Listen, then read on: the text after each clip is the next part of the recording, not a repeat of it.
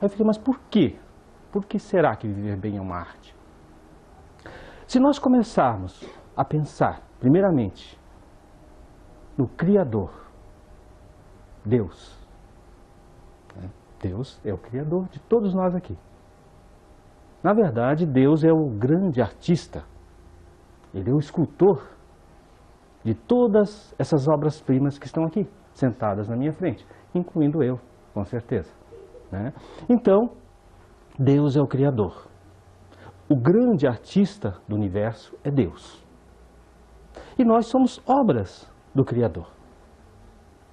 Então, se a gente começar a pensar como pessoas criadas por uma grande artista que é Deus, e se a gente começar também com esse pensamento, analisar, eu sou uma peça rara. Por quê? Porque quando alguém cria algo, se fosse dado a cada um de vocês a missão de pintar um quadro, por exemplo.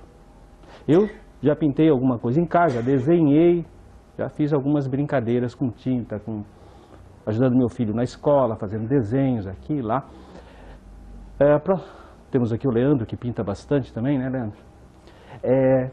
A gente vai vendo que todo artista, quando ele vai desempenhar um papel, suponhamos que ele vai fazer um quadro quanto este aqui, uma flor. Ele não consegue desenhar duas vezes a mesma coisa.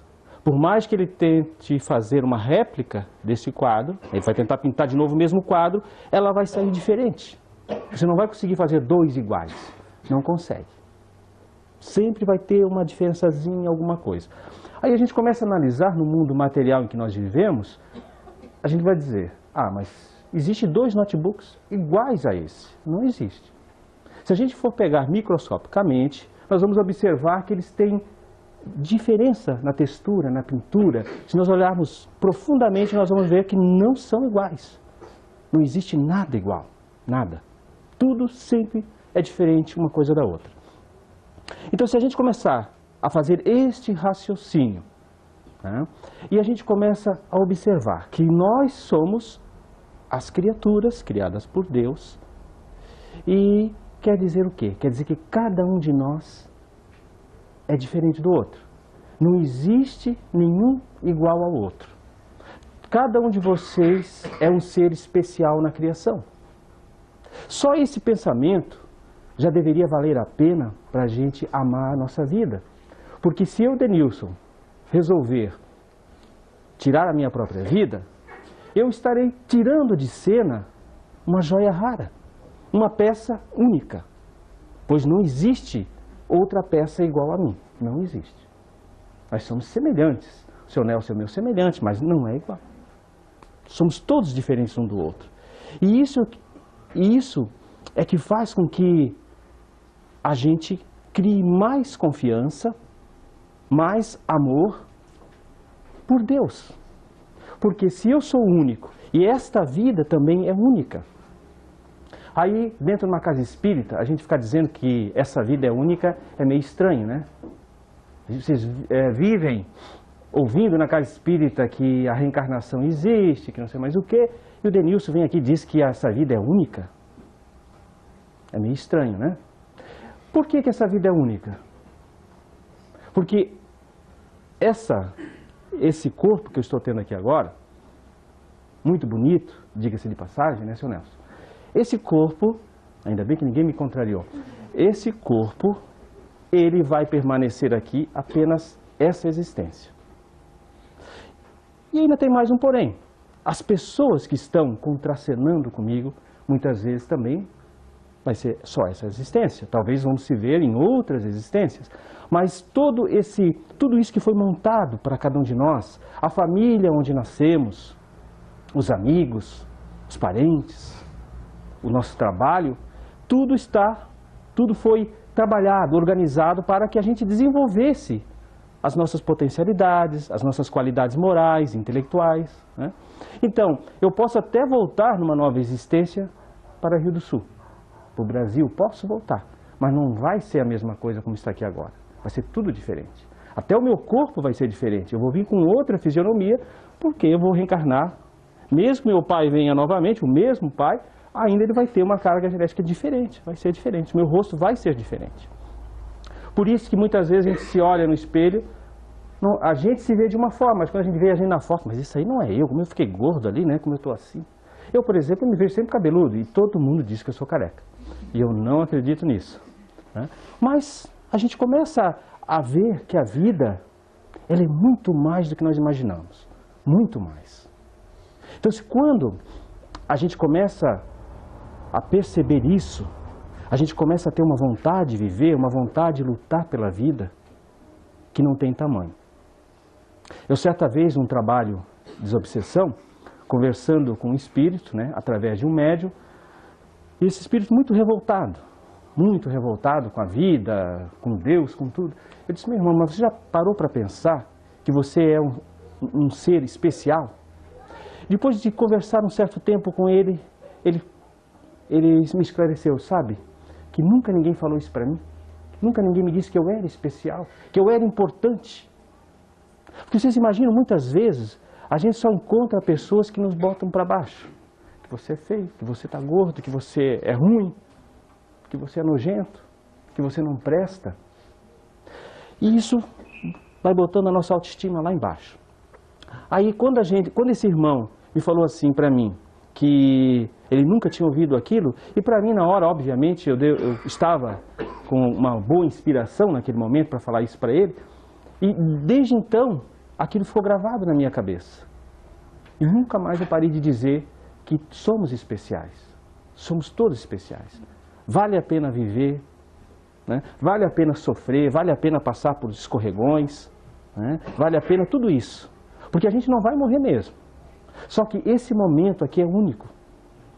Esse momento, cada um, eu nessa encarnação sou vascaíno, graças a Deus, né?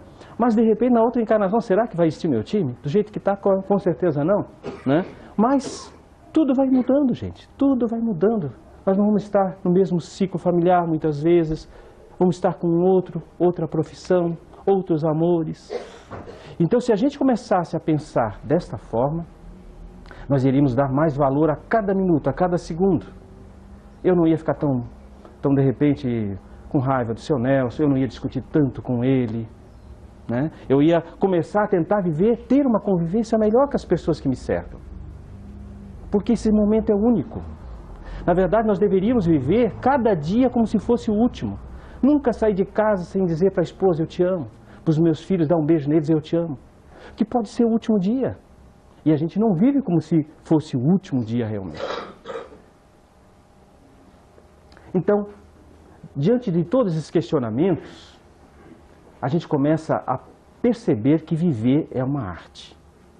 Como a gente diz, para viver nesse mundo de provas e expiações, nós temos que rebolar muito, né? Uma hora dá um problema de saúde, outra hora é um problema no trabalho. São vários problemas, várias dificuldades que nos projetam sempre para frente, sempre no caminho da evolução. Mas por que viver bem é uma arte? Desde que vocês chegaram na Terra, nessa encarnação, alguém lembra o trabalho que deu para aprender a andar? Para aprender a falar? Eu tenho 3 filhos, né? E para educar os meus 3 filhos, para ensinar eles, quando eles nasceram, eu disse, meu Deus, como é que eu vou fazer para ensinar essas crias a falar, né? Olha que papai diz, papai, mamãe.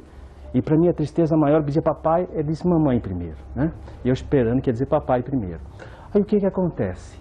Olha todo esse processo, toda a dificuldade de a gente ensinar os nossos filhos a falar, a andar, a eles ter confiança nos primeiros passos e dar o passo seguinte. Então, se a gente começar a observar, desde o início da nossa existência até agora, foram grandes batalhas. E a gente não lembra mais, né? Alguém aqui lembra? Alguém lembra do trabalho, do esforço que deu de cada um de vocês de aprender a falar? Está no passado isso. Aprendemos, estamos aí falando. Meio errado, mas não importa, estamos se comunicando. E tem dificuldades maiores, as pessoas que não ouvem, não veem, não conseguem falar, tem que achar outro meio de comunicação, né? E nós reclamamos do nosso meio de comunicação. Ah, falar não é tão fácil. Imagina quem é surdo, quem é mudo, né? Ela vai ter que se comunicar com gestos. A coisa complica um pouco mais. Então, esta nossa arte de viver bem, nós vamos aprendendo também, não só nesse campo pessoal, de falar, de comer, né, de estudar, de trabalhar, mas também no campo profissional. Vocês já imaginaram quanto tempo leva para uma pessoa, por exemplo, a ser um marceneiro? Jesus foi um marceneiro, aprendeu com o pai dele, José. Eu fui relojoeiro durante quase 30 anos. É muito difícil ser relojoeiro, tanto que é uma raridade encontrar relojoeiro, né? É uma raridade. E por quê? Porque tem que se dedicar muito, não só a profissão que eu tive, mas o policial. Esses dias eu encontrei uma pessoa, que é enfermeira no hospital regional, dela comentando as dificuldades de ser enfermeira, né? Aí eu me lembrei e comentei com ela que o meu pai desencarnou faz 6 anos de câncer, muitos aqui conhecem o meu pai, e eu passei os últimos dias, né, que até ele desencarnar, passei com ele no hospital, trocando ele, dando banho, trocando fralda. E olha, gente, em um mês e meio, 2 que eu passei com ele nessa situação, eu estava com dor nas costas, eu ia lá pegar, né, levava a comadrezinha ali para ele fazer xixi, e vinha para cá, ele pedia uma coisa, pedia outra. Aí eu fiquei pensando, meu Deus, né? É caridade para com meu pai, mas não era fácil, era difícil. E aí a gente começa a ver esses nossos irmãos que trabalham nos hospitais, que fazem isso diariamente, todos os dias. E a gente vai lá, quando eles não fazem aquilo que a gente quer, a gente xinga os enfermeiros, critica. Porque você não fez isso, você não cuidou assim. E se nós tivéssemos que exercer aquela profissão, como seria? Então nós começamos a observar, meus irmãos, que nós somos muito críticos. Muito críticos. E a gente não passa a perceber quanto nós poderíamos cooperar com os outros, tendo mais paciência. Claro que nós queremos o melhor para a gente, todo mundo quer. Mas também nós temos que ter o bom senso de perdoar, de relevar muitas coisas.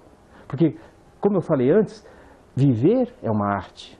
E cada um aqui está desenvolvendo essa arte. Cada um do seu modo, da sua maneira. De repente, o seu Nelson desenvolveu de uma forma rápida, ele vai querer passar essa mesma arte para o filho dele, ele tem mais dificuldade. E de repente, mas eu fiz assim, eu fui mais persistente, mas ele é ele. O filho é o filho. Então, essas dificuldades que nós temos de interagir uns com os outros é que precisa ser revista. Porque estamos todos em evolução e cada um de nós está num estágio diferente. Cada um, como diz o meu amigo Alfredo, né? Cada um tem a sua batida, não é, seu Alfredo? Cada um está na sua batida, cada um está no seu jeito, no seu ritmo. E nós queremos que as pessoas estejam no nosso ritmo.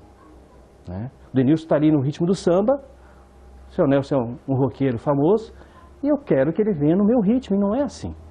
Ele tem que respeitar o meu ritmo, e eu tenho que respeitar o ritmo de vida que ele leva.